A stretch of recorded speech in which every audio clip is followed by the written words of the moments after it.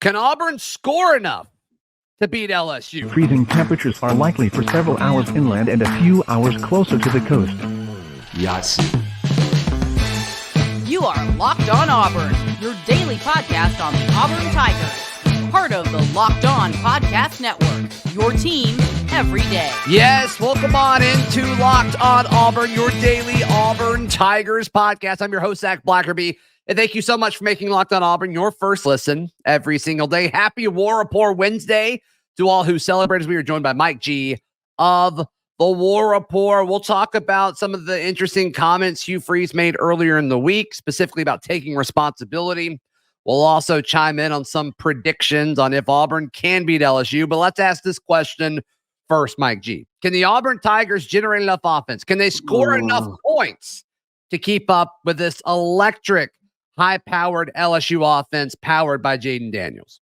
Yeah, this is a great question. Jaden Daniels is having a Heisman caliber season so far. I mean, let's be real. He's doing extremely well so far. So he leads the NCAA, I believe, in yards passed. He has a 73% completion percentage, and he seems to be doing all the right things, right, for their offense. He's got 19 touchdowns to 2 interceptions. This kid is just playing ball at a high level. So this will be strength on strength, right? This will be Jaden Daniels' entire game, arms and legs, versus what I largely believe will be the Auburn secondary. Can they at least try to make him a little bit limit one of the things that he does somewhat and keep them off the scoreboard? They're actually scoring at a pretty decent clip out in and outside of the red zone, Zach. So LSU is scoring from all over the field.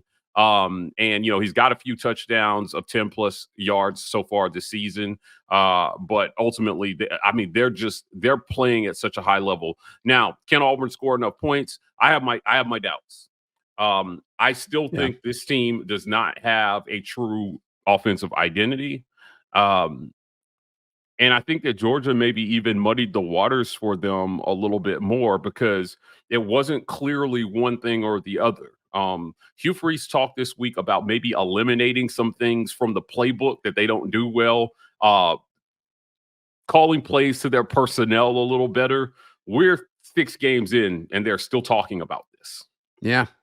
That does not fill me with hope, especially going up against a defense that is the worst that I've seen at LSU in quite some time, and I still don't know if they can score enough points to beat LSU in this one. Well, Mike, I want to clarification on something you said. You said Georgia may have muddied the waters a bit one way or the other. What do you mean by that? I mean, it seemed like Auburn figured out that their offensive identity should be to run the football against Georgia. Yeah, true. I feel like when you're one-dimensional, it's still tough no matter how bad the defense that you're playing is. Expect LSU. If I were LSU, I'd load up the box against the run, and I'd try whether they can do it or not. I know there was a feeling that if Georgia couldn't do it, how's LSU going to do it? But there are problems. There are problems that arise, Zach, when you're one-dimensional that you may not be able to see. Those are still 5-star athletes there. By the numbers, they're not good.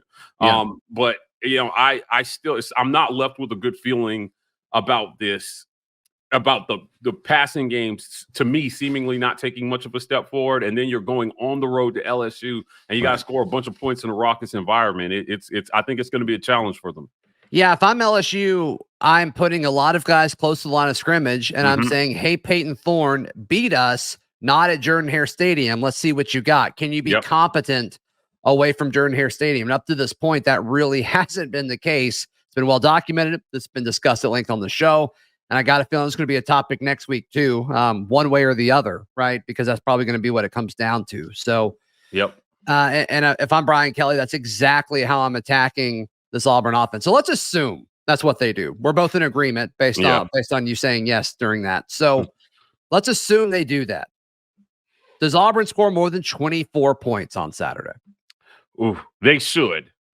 If they don't, it's a problem because this LSU defense stinks. It's terrible. It's bad. Zach, I actually, for Georgia, had said if they had scored, I thought 24 was the magic number to try to get the win against Georgia.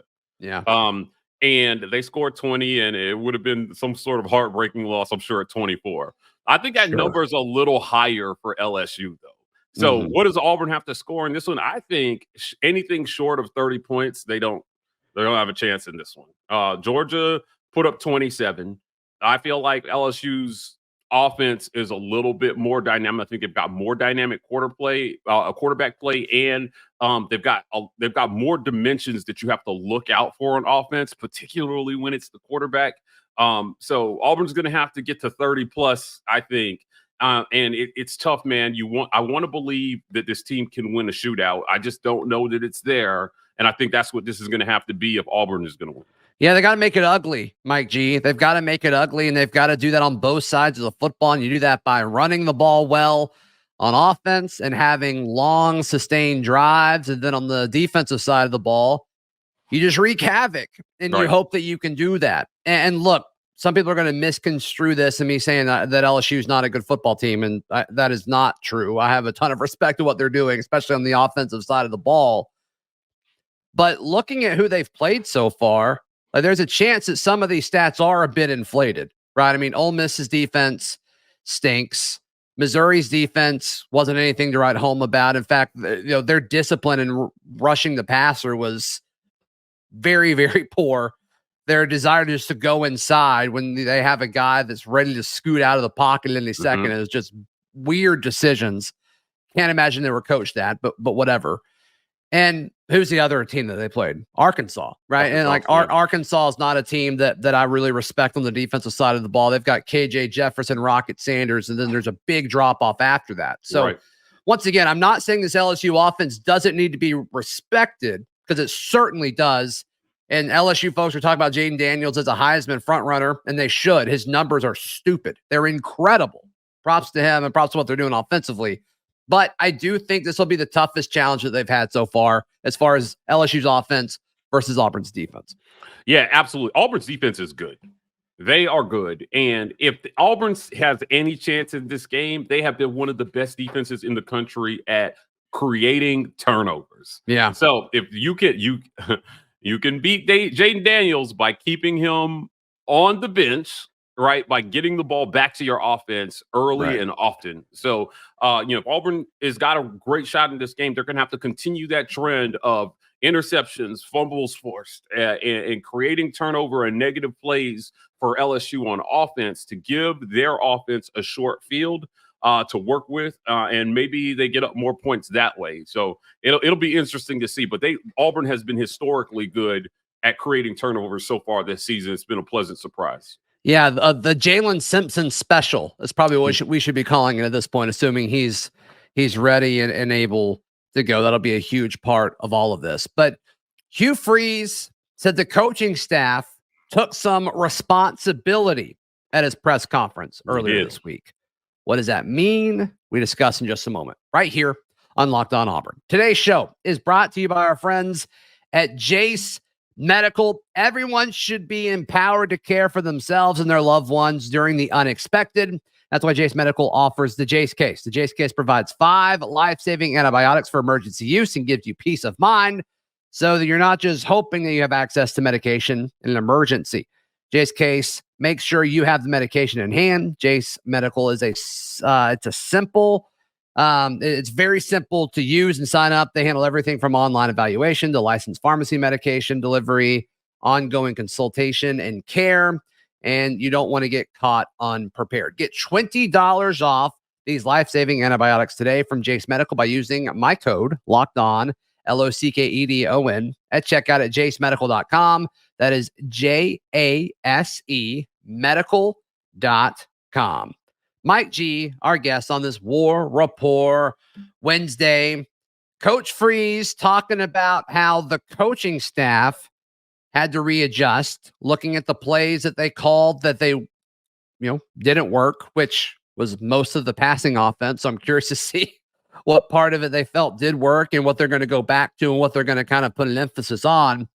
But I think we saw a bit of a pivot, right? And I'm sure some of this is strategic, but also part of me doesn't want to read too much into it because he's been very honest with everything that he said so far. But he's been kind of calling guys and position groups out consistently this year. And then we kind of saw a little bit of a pivot coming out of the bye week saying, hey, as coaches, we looked at tendencies and said they were creatures of habit and several things like that. So I thought some of that accountability of the coaching staff was interesting and a little refreshing. I have consistently said that it starts with what you're asking the kids to do, right? What is the plan? What are they being asked to do? Does it play to their strengths? It seems like this coaching staff is starting to go down that path. Let's take a look. Let's make sure that we're setting guys up for success here. In a lot of what he's talked about with Payton Thorne, he said that, and then he even referenced a set of plays during the press conference where he said there were 10 plays versus Georgia, and 6 of the 10 of them I would put on us as coaches. 6 of 10. That's a significant amount that could possibly change the game. I think that they went back and they looked at the decision to pull Robbie out of the game on that 3rd and 1 and the 4th down and said, maybe that wasn't the best decision there. Sure. There were probably a number of other plays that, accounted for that 6 where they just looked at it and said, hey, our margin for error is not as great as we would like it to be based on the talent. So as coaches, to give these guys a shot, we have to be better. I like that message, Zach. I do, because your talent is what it is at this point. The season has started.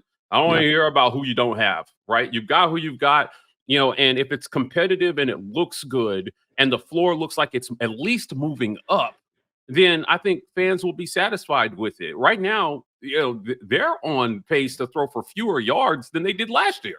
Right. That's great. That's a crazy stat to me, Zach. How could Payton Thorne be on pace to throw for fewer yards than Robbie Ashford did in 9 starts last year? That's not a player issue. To me, that's a system issue, because you're not telling me Payton Thorne had 1,200 yards of regression from Michigan State to Auburn. Yeah, and his targets aren't as talented, probably, right? I mean, we all see what Keon Coleman's doing for the Seminoles right now, but all in all, 1,200 yards worth? 1,200 yards is a lot. That's a lot of yards. I don't know about that. Yeah, there's no question about it. And it goes back to the identity that you talked about at the top of our conversation. And even if your identity is running the football, it still opens up the passing lanes, right? Mm-hmm. In theory, it certainly should. It hasn't done that yet, but you got to execute. And are you going to be able to execute on the road in Baton Rouge when you weren't able to do it against Cal and you weren't able to do it against Texas A&M? I don't know. I'm a little hesitant to buy into that, Mike G. And that's kind of why it's concerning up to this point. Well, you're 0-2 in the SEC so far. You have not scored 3 touchdowns on any SEC opponent so far this year. And you're going to have to beat LSU. We're going to have to see something that we have not seen so far yet this year. Right. And I think that he understands that. So if you want to get a different result, you've got to do something differently. And I think it's time now maybe to pivot, because here's what happens over the next 2 games. If you lose the next 2, you're almost in that zone where a bowl game comes into question. Sure. Right. And a 6-6 has to be the absolute floor. You can't not make a bowl game. I don't care what you say about this roster. They snuck out 5-7 last year. You're not telling me you had no improvement with all the guys that brought in. That won't be a player issue. I'm telling you, if they can't win 6. Sure, but also I'm going to push back on that a little bit. And part of this has to do with personal bias, and everybody, you just want to be correct. But I picked Auburn to go 7-5 going into the year, and that included losing these 4 games in a row. Oh, really? Okay. I think if Auburn loses against LSU and loses next week against Ole Miss, you can still beat Mississippi State. You're still going to beat Vandy on the road. I think at Arkansas is even more winnable. The more I watch that team, I'm just not impressed with them. Mm-hmm. And then who would the other one be? Oh, it's Vandy. No, New Mexico State. New Mexico State. So, yeah, right. And so that gets you there. So I'm going to push back a little bit. I think you can lose these next 2 and still be 7-5, and that's the record most people predicted for this team going into it. So I'm pushing back a little bit against that. Sure. How do you lose them, though? Do you take steps forward? That matters. Does it get better, right? And that's where I'm at. So when I say lose, I'm assuming maybe it's a FUBAR situation, because that's kind of what it's been so far to me offensively. But if you are taking steps forward, I agree with you. I think that you still learn in a loss. And that will help you against Arkansas and Vandy. And if you win those games, right, there are 3 more left. Arkansas, Vandy, and New Mexico State should get you to a bowl game at this point. Yeah. But if you're reeling, and let's be clear, Mississippi State, who somehow only mustered 14 points on this LSU defense, yikes, incredible to me. I think that should be a W for Auburn as well, too. Totally. I mean, Will Rogers is like almost bottom of the conference in pass attempts, which is crazy to me. It's bizarre. Yeah, so you got to go out and you've got to get that game as well too, and I think that's how you get to 7, Zach. Right? Yeah, and I also think, just to kind of put an asterisk next to it, 7-5, sure, but Ole Miss and Alabama at home, who knows what's going to happen in those games just because it's in Jordan-Hare Stadium. I said this on the radio Tuesday morning, Mike, and tell me, and I hate making statements like this, but it's all about feelings. We're going to talk about feelings for just a second. You love it, Zach. You love it. And sure, I love talking about anything with you. But it just feels to me like Hugh Freeze is going to get one of those wins this year that the conference says, there it is. There it is. He can do this. They almost had it against Georgia. They've got an opportunity to do that against LSU this weekend. They've got an opportunity to do it against Ole Miss next weekend. And he's got an opportunity to do it in the Iron Bowl at home. I just think at this point, let me ask you this question, because I think it's more likely you're going to get one of those than go 0-3 in those. So my question to you is, what's more likely? Hugh Freeze wins one of those 3 games that I just mentioned, LSU this weekend, Ole Miss at home next weekend, Iron Bowl at home at the end of the season, or to go 0-3? Which one's more likely? Oh, man, this is going to be an unpopular now. Oh, no. You're saying 0-3. Yeah, I think it's more likely that you go 0-3 if you're not. No team in the history of football has ever won a game with 0 points. And if you can't score points, you're going to be in a lot of trouble. And the 3 teams that you just mentioned, they can score. Right. Yeah. And I don't like, if Auburn has to get into a shootout, I want to see something versus LSU that would tell me, okay, it's starting to click for them offensively from a play calling standpoint and from an execution standpoint, where they can put 35 points on the board if they need to win a ball game. I don't see it yet. I'm not saying it's not possible. I'm just saying I have not seen it yet. And so it's hard for me to project that right now. Yeah. Put in the YouTube comments down below, or tweet at me and Mike on Twitter, or talk to us in the Discord. I'd love to hear your thoughts. What's more likely? Auburn goes 1-3 against LSU, Ole Miss, and Bama, or 0-3 against the 3 biggest games remaining on the schedule? I think we'll get split answers on that, but I'm curious to see if they hint one way or the other a little bit more. So let's get to the nitty-gritty. Can Auburn beat LSU this weekend? We get Mike G's predictions and thoughts next, right here on Locked On Auburn. Today's show is brought to you by our friends at Prize Picks. I love Prize Picks because you can win up to 25 times your money all football season long. All you have to do is pick 2 or more players, and you can pick more or less on their projected stats to place your entry. A specific running back, are they going to get more or less than 6.5 carries? Are they going to get more or less than 75.5 rushing yards? It's a ton of fun, and the more guys you pick, the more your winnings can multiply. It's very, very fun. So head over to prizepicks.com/lockedoncollege and use code LOCKEDONCollege for a first deposit match up to $100. It's free money, people. Prizepicks.com/lockedoncollege. Use code LOCKEDONCollege, all one word, for a first deposit match up to $100. Be sure to check out Prize Picks, daily fantasy sports made easy. Mike G, our guest on this War Rapport Wednesday. Point blank, can Auburn beat LSU in Baton Rouge on Saturday? I know what I said earlier, but hear me out. Okay. Yes. Sure. You mentioned it earlier, and I will reiterate this. The way to win this game is to make it ugly, muddy it up. Think back to 2019 LSU versus Auburn, right? They went in and they made that. I mean, it was raining and there were some other factors, but like they made that game grimy and dirty, and they held LSU to their lowest point total that season. And that offense was more talented than this one. Let's be clear. Justin Jefferson, Jamar Chase, Thaddeus Moss. I mean, those guys were super talented. Yeah, they're pretty good. Yeah, and they held them to 23 points and lost that game. What was 23-20, right? So what I would say is, if you can turn Jaden Daniels over, because I like his game, but he's not Joe Burrow. Yeah. Right? He's not Jay Beasley, okay? If you can turn him over, I'm a big Joe Burrow fan. If you can turn him over and you can slow the game down, take possessions away from him, keep him on the bench, run the ball. Like you said, I didn't believe they could do it versus Georgia. One man I knew had the courage to say Auburn needs to run the ball against Georgia, and it was you, Zac Blackerby. So if they can do it against Georgia, I think they can do it against LSU and keep those guys on the bench. They won time of possession against Georgia.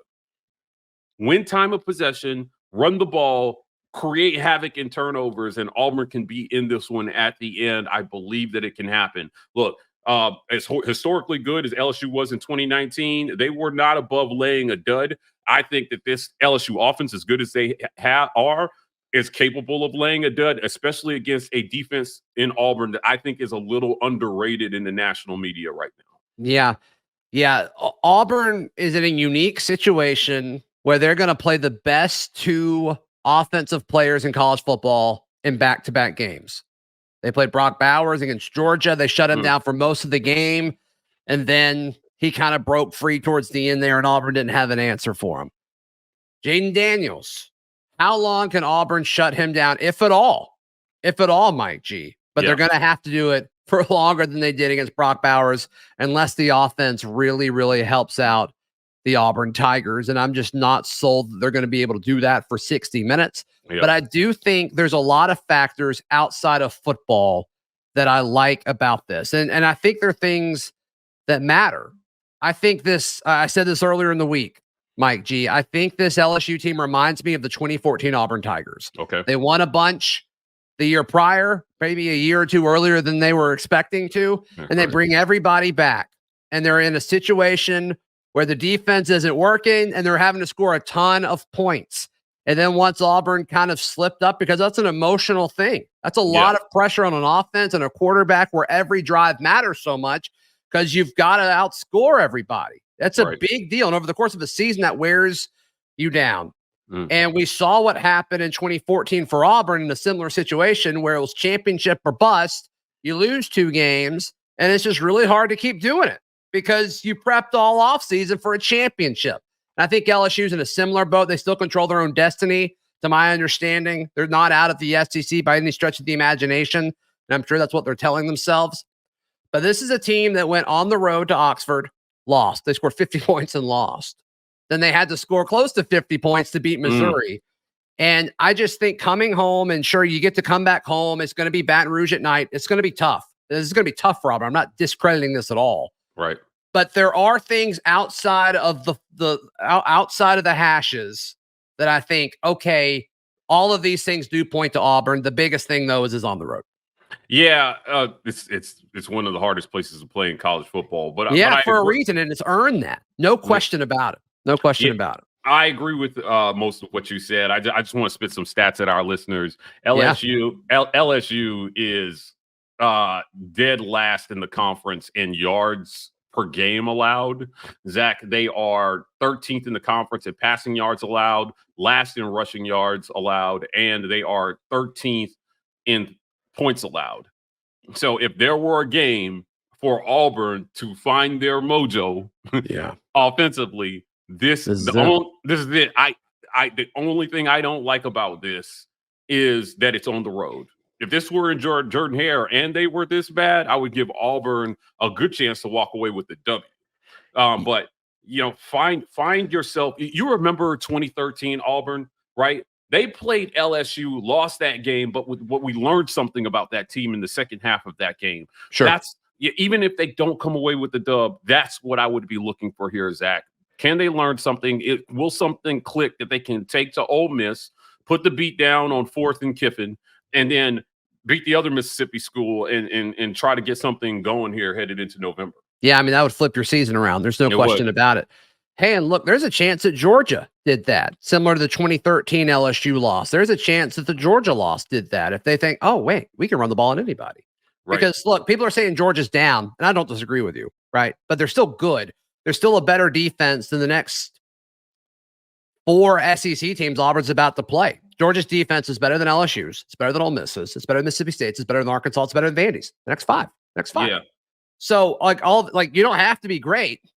You just got to be decent enough to be able to score. And I think the level of competition defensively drops drastically now that A&M and Georgia is behind them. Mike, go ahead. I don't like taking credit away from Georgia just to cap your point. Listen, man, and when you have as much talent as they do, their Tuesday night is your Friday night, right? Like, let's be clear, they're good.